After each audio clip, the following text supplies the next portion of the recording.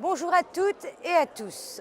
En cette veille de mouvement social, il m'a semblé important et utile de rappeler quelques vérités sur l'état des rails français et européens, parce que le rail, c'est notre quotidien, c'est nos territoires et c'est notre mode d'action le plus efficace pour réduire notre empreinte sur le climat.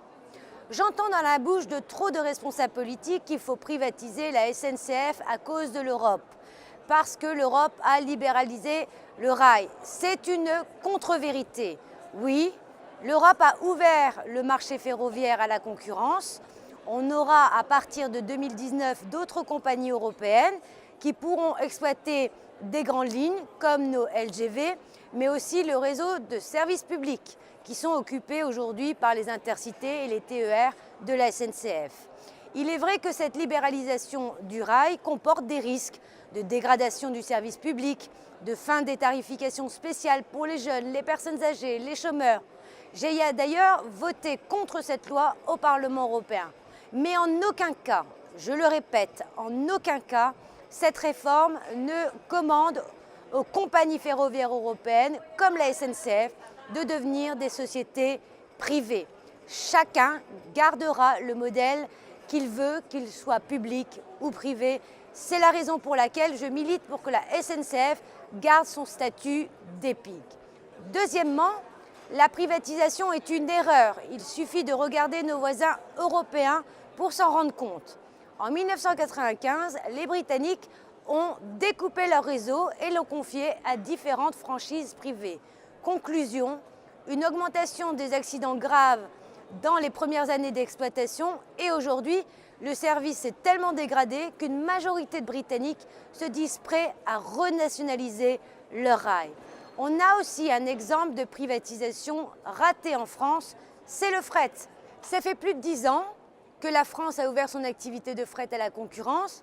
Ça n'a ni réduit les coûts, ni augmenté l'efficacité du fret. Résultat, seulement 10% des marchandises sont transportées par rail plutôt que par camion. C'est encore moins qu'il y a 10 ans.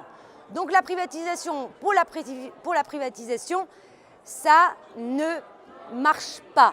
Il faut surtout investir le réseau dans de nouvelles rames et dans un meilleur service à bord des trains. C'est à ce prix que les usagers reprendront le train. Une chose est sûre, le rail français est déficitaire et on ne peut plus rester sans rien faire. Les raisons du déficit tiennent en 3 lettres, TGV. La France a 2 réseaux ferroviaires à entretenir, son réseau TGV et son réseau secondaire. Et ça lui coûte très cher. Alors que par exemple en Allemagne, il n'y en a qu'un, les TGV, roulant sur les voies des trains normaux. Comment financer notre double réseau ? Eh bien, nous, les écologistes, on défend depuis très longtemps l'idée d'une taxe poids lourd, réelle, pour réinvestir dans les infrastructures propres comme le rail et développer un train moins cher, plus performant et retirer les camions des routes. Donc je le dis avec force, la seule condition pour relancer le rail, c'est investir. D'ailleurs, l'Europe l'a bien compris et nous légiférons aujourd'hui sur ce qu'on appelle une eurovignette. Une eurovignette, c'est quoi? C'est la mise en application du principe pollueur-payeur au poids lourd et demain à l'ensemble des automobiles. Je demande au gouvernement de se saisir de cette nouvelle fiscalité pour moderniser le rail français. Dernière fausse route que j'entends ici et là, et je le répète, ce n'est pas en s'attaquant aux cheminots que tout va aller mieux à la SNCF. Premièrement, on ne peut pas avoir un bon service si on n'a pas un personnel qualifié. Dans les gares, dans les trains, pour la sécurité du réseau. C'est ce que nous apportent les cheminots depuis tant d'années. On a vu les effets de la précarisation, par exemple, dans l'aérien, avec l'arrivée du low cost. Eh bien, la précarisation des métiers n'a qu'un seul effet, celui de diminuer la sécurité des passagers et des personnels de bord. Et puis, réellement, le seul statut des cheminots, moi, je crains vraiment beaucoup plus pour leur emploi.